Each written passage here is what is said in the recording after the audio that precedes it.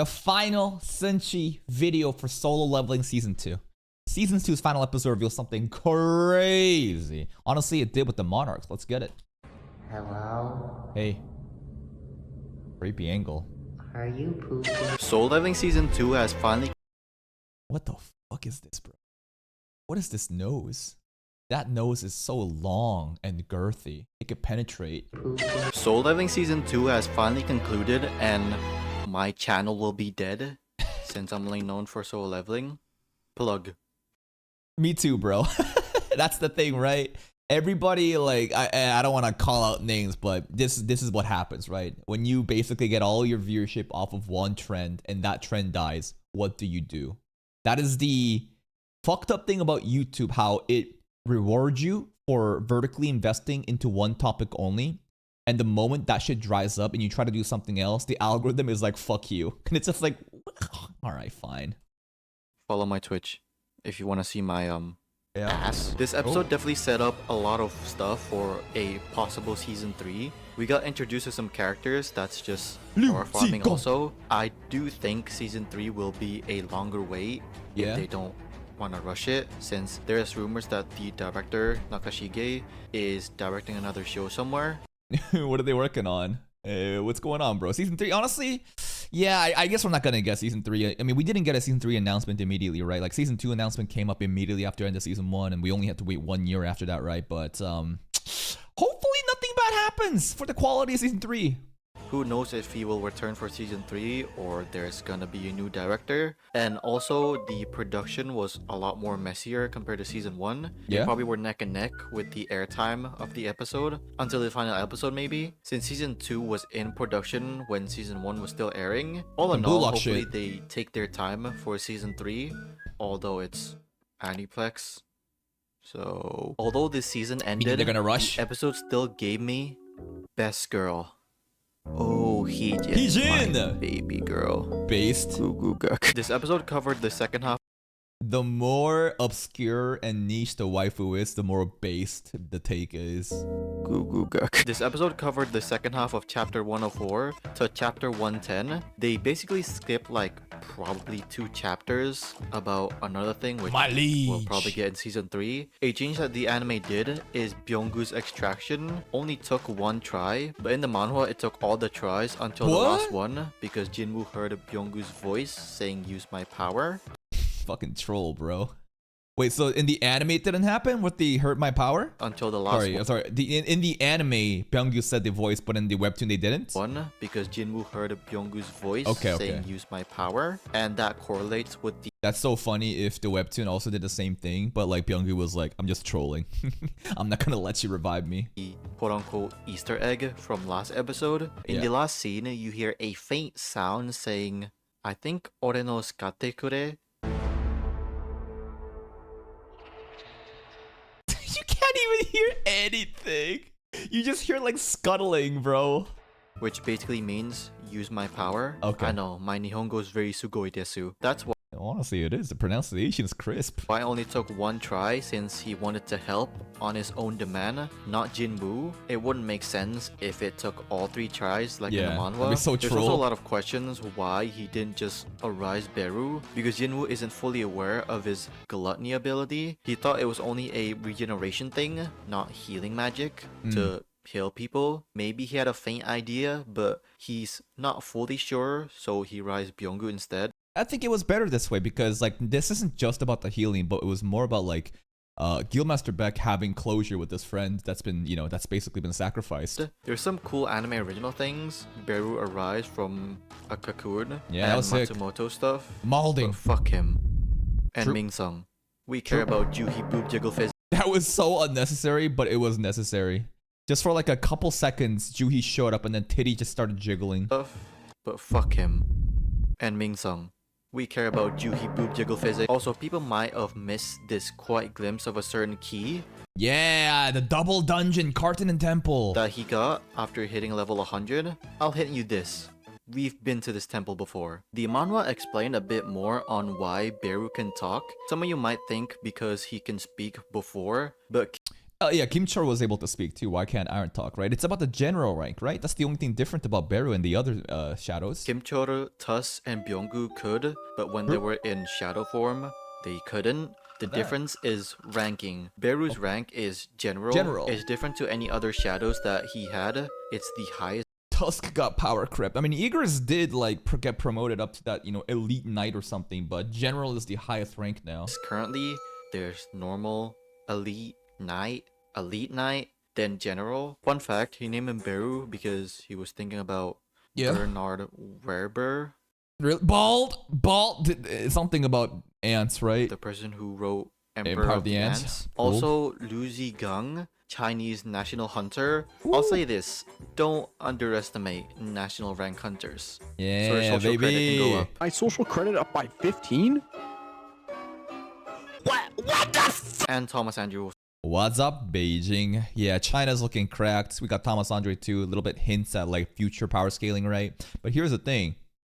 I hope these guys don't get fodderized immediately. Because like S rank hunters now in Korea, right? Mr. Beck, Cha Hae-in, they low-key trash compared to Jinmu. That's just a fact. And that's how the show is structured, right? You introduce new strong characters, you glaze them up, and then they serve to get power crept by Jinmu because of the soul-loving progression system. And it kind of feels bad that they're just basically S-rank cheerleaders now. These national level hunters, I hope the power scaling will be close enough so that, the respect will be there, and I won't feel like, man, these are NPCs. Yes. And of course, these people, I can't lie to you, I got jump scared that Il Wang Sung was here. Yeah, Dad. And again, these people, yeah. One word. Monarchs. They actually made eye contact in the funeral, but in the anime, they didn't. Also, people are saying that the novel, Jinwoo was carrying Cha Hae-in to the chopper.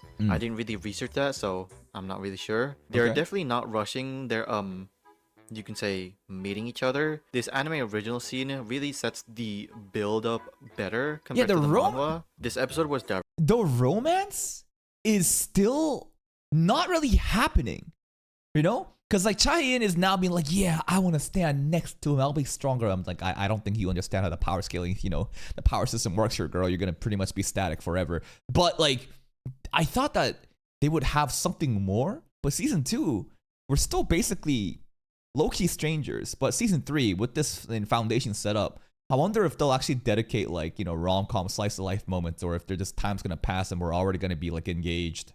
Compared to the manhwa, this episode was directed, storyboarded, and scripted by the series director himself, Shunsuke Nakashige. Surprising that Nakashige scripted this episode, probably alone.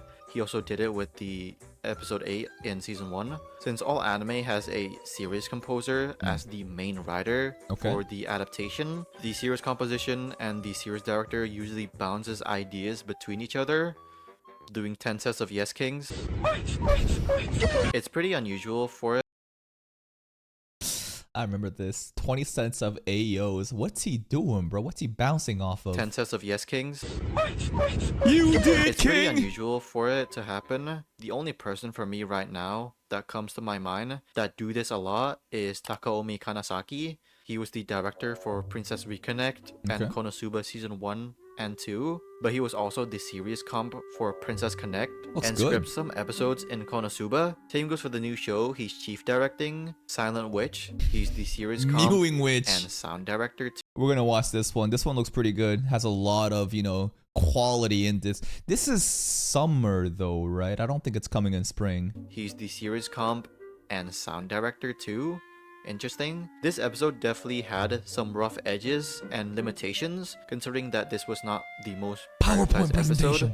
The animation director credits is a lot more compared to last episode. Even if this episode had less movement, there's 4 chief AD, 19 animation directors, plus 1 studio, and 5 assistant AD. That's crazy ass AD. Assistant AD. ADs. It's also very lenient that the episode's action here was not that demanding. Overall, the episode visually was good, with some, again, inconsistencies, although some really nice animation highlights. My only problem beside the animation falters is the pacing, not the adaptation.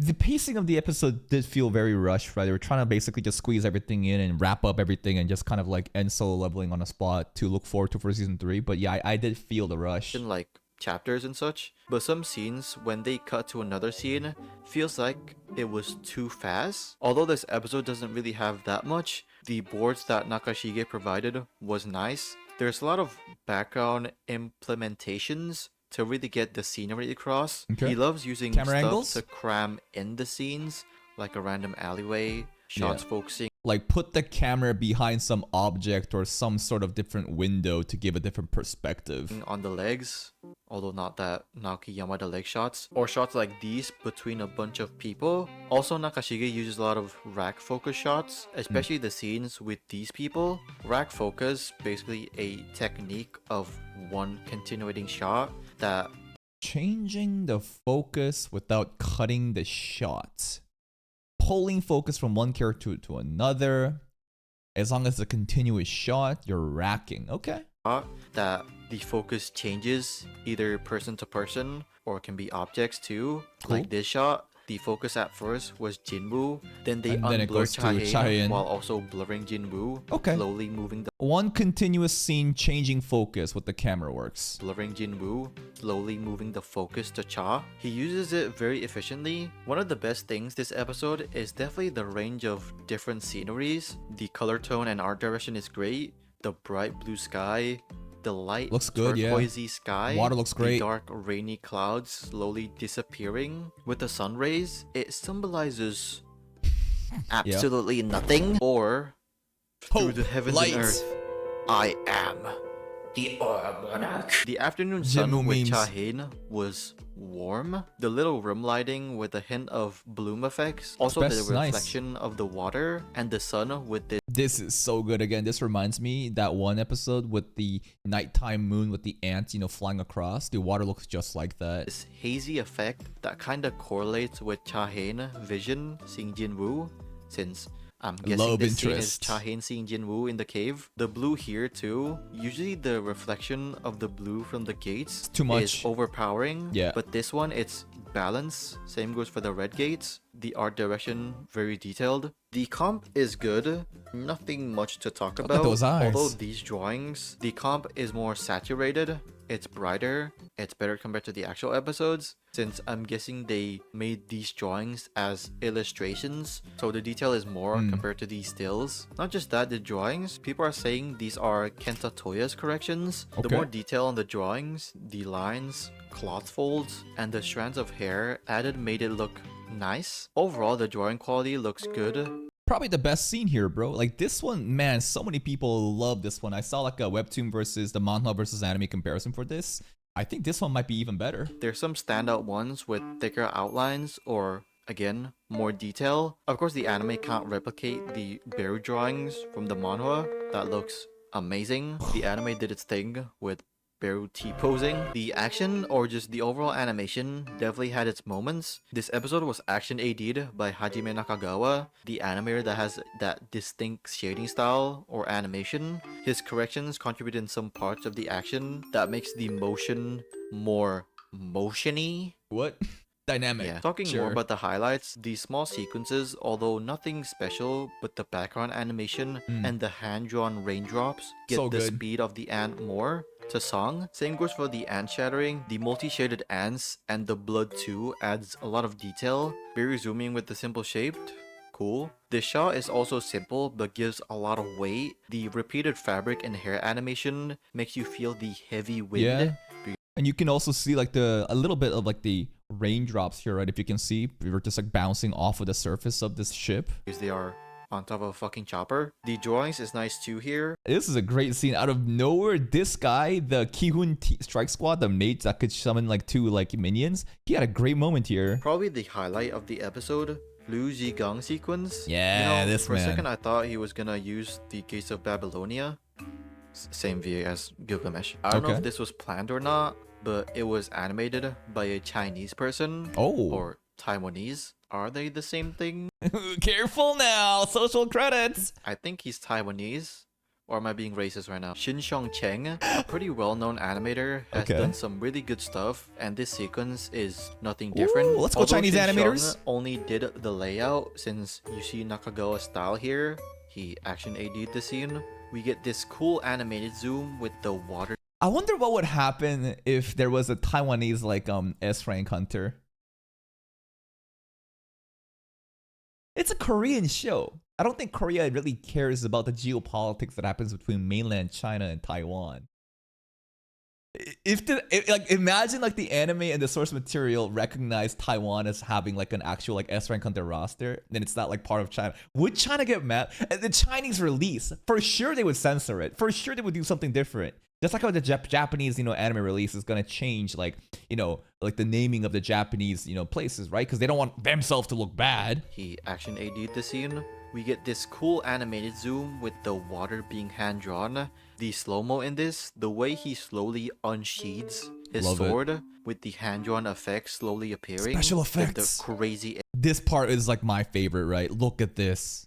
Just everything just gets blown the fuck out. Impact frame-esque, I think, right? It's just so cool. The impact frames, but rather than speeding up the cut, the slow-mo is still there when he unleashes his attack. Really gets the scale of the attack. Then we hold. So wide. Little sparks of light. And then this is like basically like kind of like what's it called?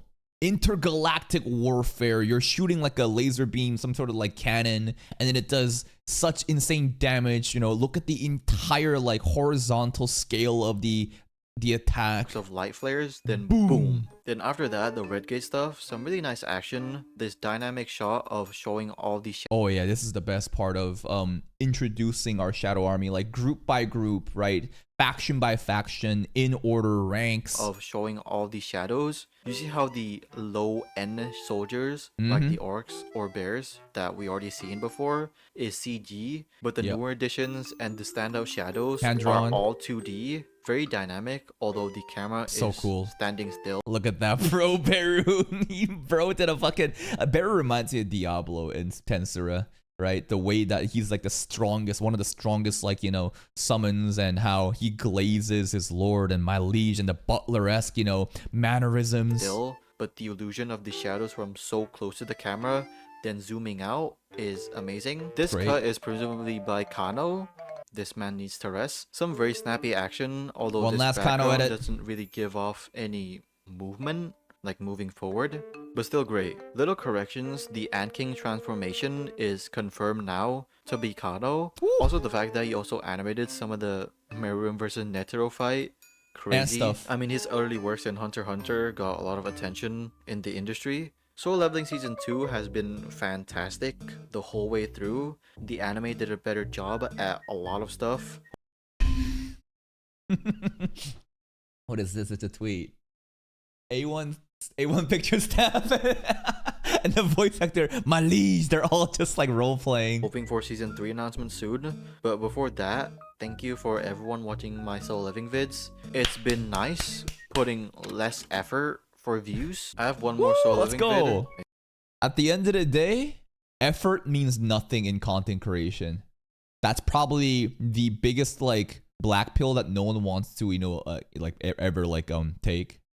Like the amount of effort you put in means absolutely nothing in terms of like value being provided. You can try all you want and put in all these crazy edits and do research. If it doesn't reach the target audience and gives what the target audience wants, it's meaningless. You could have quote-unquote lazy filler content that covers solo leveling and gives more information, right? And while we may think that it's lazy or it's just like, effortless content, clearly a target audience does enjoy it. So who gives a fuck about effort, right? It's all about like value provided.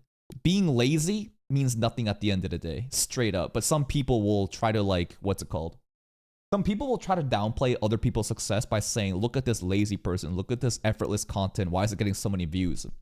Think for a second, bro. Working hard means nothing. It's about working smart. Vids. It's been nice putting less effort for views. I have one more Solo Leveling vid. It's just a compilation of every episode breakdown I did. Because money. And another filler vid if I'm not lazy for a certain show.